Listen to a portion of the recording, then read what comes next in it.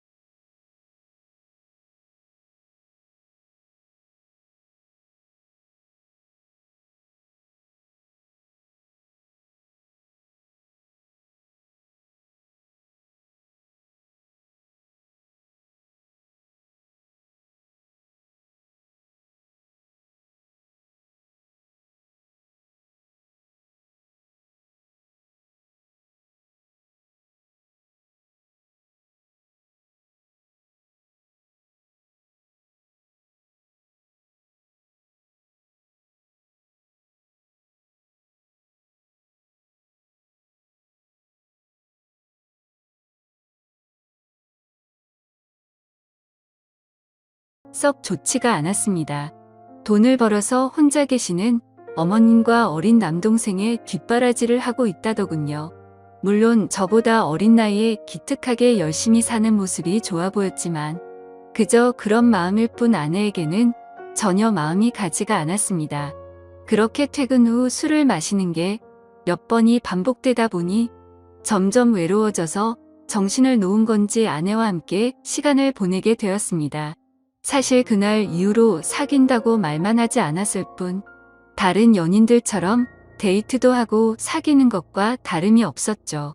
그렇게 몇 개월을 지내다 보니 새벽녘에 전 여자친구에게서 연락이 오더군요.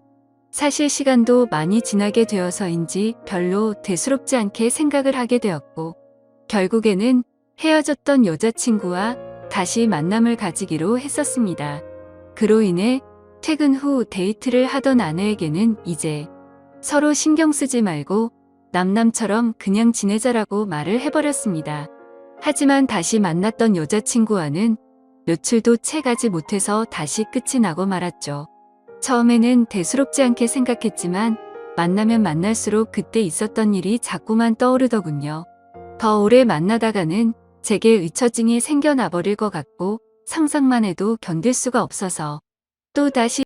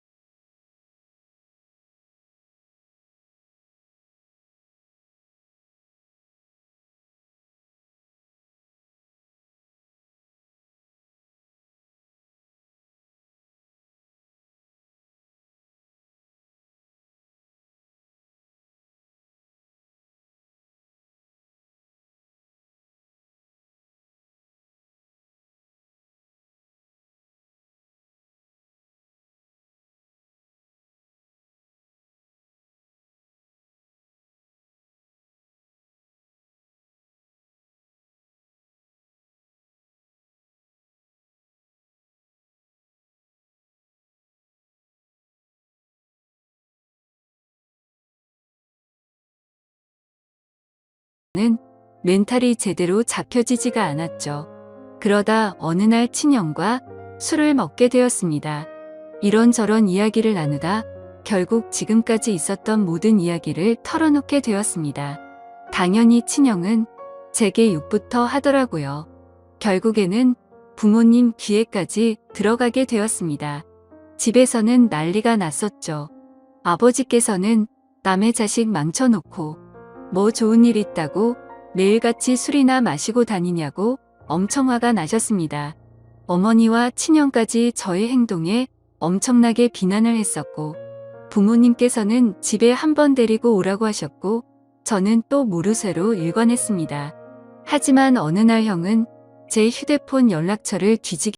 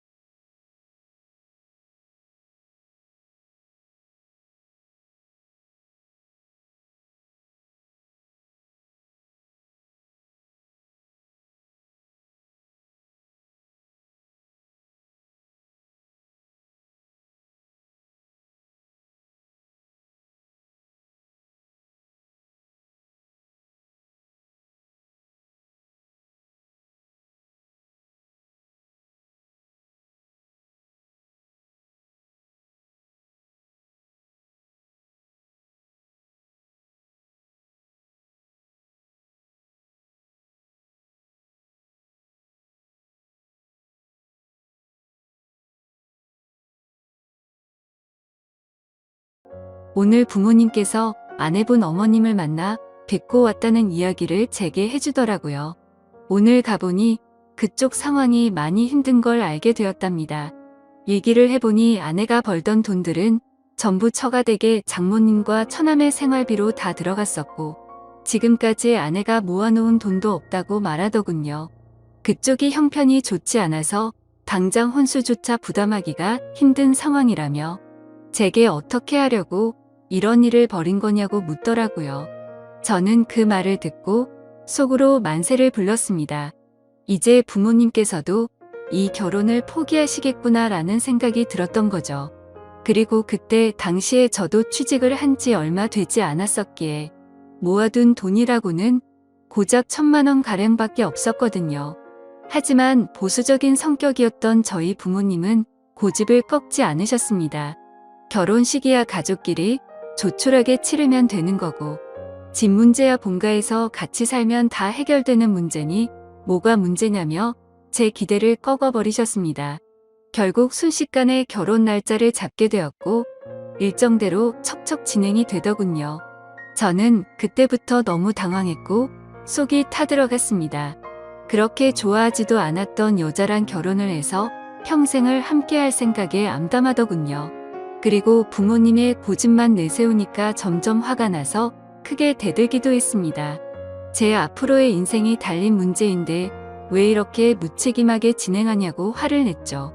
그러자 부모님은 네가 저지른 문제는 성인이 된 네가 책임지는 게 맞는 거고 네가 결혼한다고 하지 않았냐고 되묻자 저는 할 말이 없어졌습니다.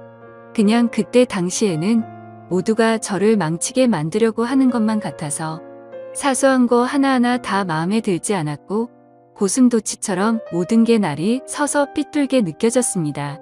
아내에게도 못된 말을 계속했습니다. 이따위로 억지로 결혼한다고 달라질 것 같냐며 나를 만나봤자 돈도 없어서 아무것도 못 해줄 거고 시집살이가 그렇게 호락호락할 것 같냐고 말했습니다.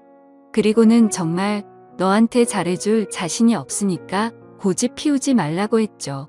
하지만 제가 그런 말을 할 때마다 자신이 더 잘하겠다며 말하는데 너무 답답하고 그 상황이 싫었습니다. 심지어 친한 친구 놈들 몇몇과도 술을 먹다가 이 이야기가 나오면 친구들은 온갖 욕을 제게 했죠. 그래서 점점 이 일로부터 자유로워지고 싶다는 생각이 들기 시작했고 결국 제 책임을 통감하고 모든 사람의 뜻대로 그냥 결혼을 하기로 마음을 먹었습니다.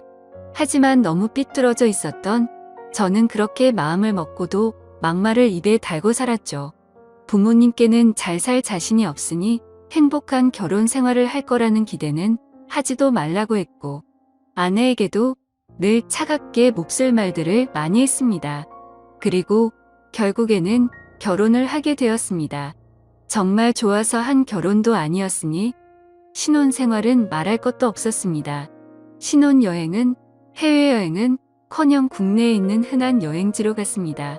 심지어 그곳에 가서도 아내는 내팽 겹쳐두고 혼자서 이곳 저곳 돌아다녔고 거의 말도 하지 않았습니다. 그리고 나서 일상생활을 하면서도 퇴근하고 집에 들어오면 게임을 하거나 TV를 보면서 지낼 뿐 아내와는 일상적인 대화는 나누지도 않았습니다. 그리고 주말이나 노는 날에는 저는 항상 밖에서 친구들과 놀고 술을 먹다가 들어오고는 했죠. 평범한 부부들은 아내가 아기를 가졌을 때 극진히 대접받는다고 하지만 저희 부부는 그렇지 못했기에 제 아내는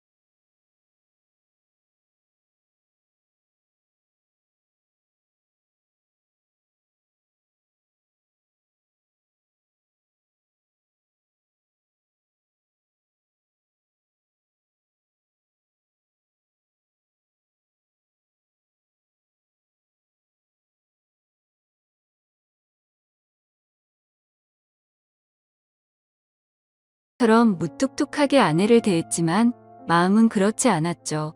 예전과 달리 미안한 마음이 생겨났었고 그동안 미안했다는 말 한마디를 하고 싶었습니다. 그렇지만 왠지 모를 쓸데없는 생각에 아무런 말도 하지 못했던 거죠. 그러다 어느 날 제 어머니께서 간이 좋지 않으셔서 계속 정기검진을 받고 계셨는데 결국에는 이게 점점 상황이 악화되었습니다. 병원에 입원하셨을 때 친형과 어머니 그리고 아내가 번갈아 가면서 병실을 지켰습니다. 전 휴일에만 병실을 지켰고요. 자녀를 낳아서 키우고 계신 분들은 아마 아실 겁니다.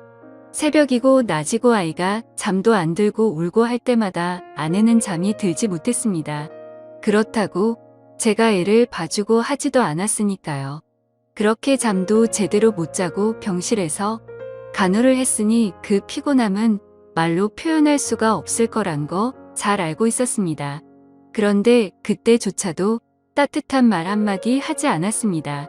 병실에 있던 다른 분들조차 며느리가 진짜 효녀라며 저한테 장가 잘 갔다는 칭찬을 할 때도 아무런 말도 하지 못했습니다. 입이 두 개라도 할 말이 없는 건 당연했던 거죠. 다행히 수술은 잘 되었고 어머니께서 퇴원하시기 전까지 아내는 그렇게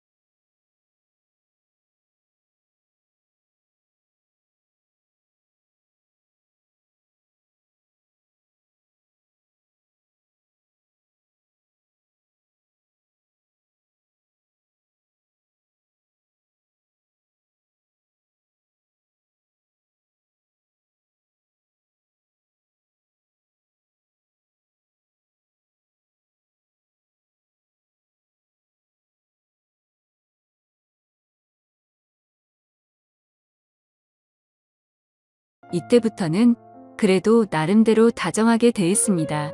그러다가 장모님께서도 평생 겪고 계신 질환으로 많이 아프시기도 했고 처남도 중학생이라서 아내는 간간히 처가에 들려서 집안일을 돕고 집에 들어오고는 했습니다. 나중에 알게 된 사실이지만 장모님께서는 류마티스 관절염을 손가락 마디마디에 걸리셨습니다. 이게 집안일을 하거나 할 때 끔찍할 정도로 아프다고 하더라고요. 하루는 그런 아내가 너무 안쓰러웠고 장모님과 처남까지 마음에 많이 걸렸습니다. 그래서 저는 아내에게 말했습니다. 그냥 장모님이랑 처남 다 같이 여기서 지내자고 말했죠. 진심으로 한 말이었습니다. 그랬더니 아내가 이러더군요. 미안해요. 앞으로는 자주 안 갈게요.